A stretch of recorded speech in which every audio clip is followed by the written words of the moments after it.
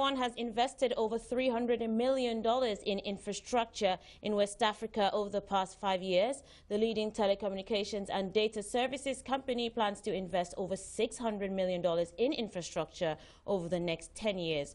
Funke Opeke, CEO MainOne, joins us. It's great to have you on the show with us today, Funke. So $300 million investment. Tell us exactly where that has gone. We started out with a $240 million investment in 2009-2010 with a submarine cable running down the west coast of Africa, connecting Portugal to Ghana and Nigeria. And since then, we have continued building out infrastructure to meet the needs of institutions across West Africa, terrestrial fiber networks, data center facilities, points of presence around which we distribute internet services in the region. Now, of course, perhaps I should have started by saying congratulations on hitting that 5-year mark. But what would you say are the most significant high points for you for MainOne in those 5 years? I think high points were, one, putting the submarine cable into service and changing the face of internet in this part. Took a while with distribution and needing to build additional infrastructure to do that. But when we look at where we are in terms of internet access in most parts of the region today, we certainly know what role we have had in facilitating that. So that definitely was a high point. Another high point was January of this year when we opened our Tier 3 data center in Lagos. Again, trying to deepen broadband penetration, strengthening e-commerce and online services for corporate and institutions in the region in general. So definitely those have been two high points. And over those 5 years, I mean, you must have faced quite a lot of challenges like all businesses do.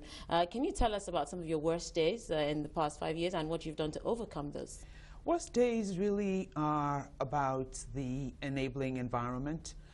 Power remains a constant source of challenge, having to generate our own, and just the instability and risk that poses when you're trying to run a business or an operation that really needs to be powered 24/7 and never lose that. So that has been a big critical operational challenge for us in providing 100% availability of power, which we aspire to do for our critical operations. The currency devaluation over the period in Nigeria and Ghana also has significantly affected our operations. We own and operate largely international assets, and however, we're selling into markets that are subject to these foreign exchange fluctuations. So our debt is dollar denominated, but increasingly our customers service Naira or CD markets. And so when they face large devaluations, we have to bear some of that pain along with them. And that's a $600 million plan to invest in IT infrastructure over the next 10 years.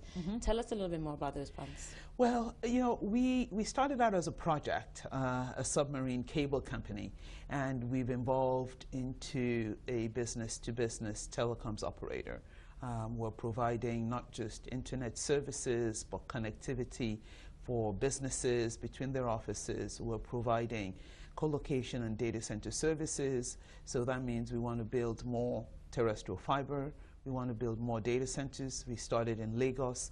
We see plans to build in another one in Lagos for diversity, but Abuja, Port Harcourt, Accra. And in addition, we're investing in computing infrastructure to provide cloud services. So not only can our customers place their computing servers with us, we can actually provide those servers and storage capacity to them, and they can just rent what amount of utilization they require. And now, does your company plan to list on the NSE anytime within the next 5 to 10 years at all? That would have to be a decision made by the shareholders. And let's talk about some of the business opportunities that your company has opened up, you know, obviously by the investments that you've made in this sector.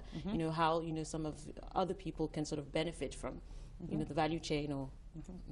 Well, the value chain, I think in Nigeria and again we see all around us, e-banking, online payments has increased. E-commerce, I think almost every day now we see a new business being launched with an online business model. So that's very encouraging in terms of the number of jobs it has created. I think education at the highest levels, some of the larger, more established universities are truly starting to take advantage of technology, and they're taking that technology and connectivity and access to international content, research content, down to the classroom. I think if you look at the service industries, you know, when we talk about e-commerce, you have businesses, Konga, Waka Now, even Uber is up and running in Nigeria. So we are seeing across sectors people driving those efficiencies. We work with some manufacturing companies, for example, that have their depots all over Nigeria, linked back to their head office, corporate offices in Lagos and their factories, just-in-time inventory management into the field. So I think we're seeing impact across a lot of areas of the economy. And what's the outlook for growth of Nigeria's broadband over the next 5 years? Well, there's only one direction it can go, which it has to go up. Broadband penetration in and of itself is still close to 10%. Internet access, largely through mobile phones, is getting close to, the numbers are about 80 million, 50% of the population, probably not 50% of the population, but certainly the number of phones that have access or devices that have access would represent that.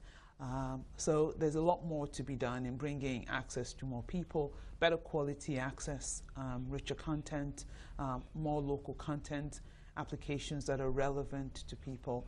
I think when we look at the business space, we would say the penetration and leveraging of ICT, we're only just scratching the surface, and there is a lot more to be done in enabling our businesses participate more in the global economy, and clearly the infrastructure is going to drive that.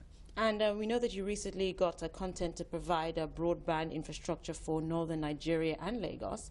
Can you tell us about that? Actually, we won the bid for Lagos.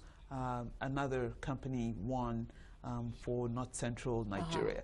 So the award was the result of a bid process run by the regulator to appoint a fiber infrastructure company for different regions of the country.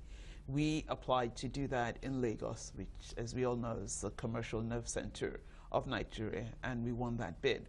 What that bid will facilitate, and what it gives us the right to do, is to provide fiber infrastructure all over the state of Lagos, all local governments, over 1,000 kilometers of fiber, to enable distribution of connectivity and content services. Thanks so much, Funke, for joining us in studio. Funke Opeke is CEO of MainOne.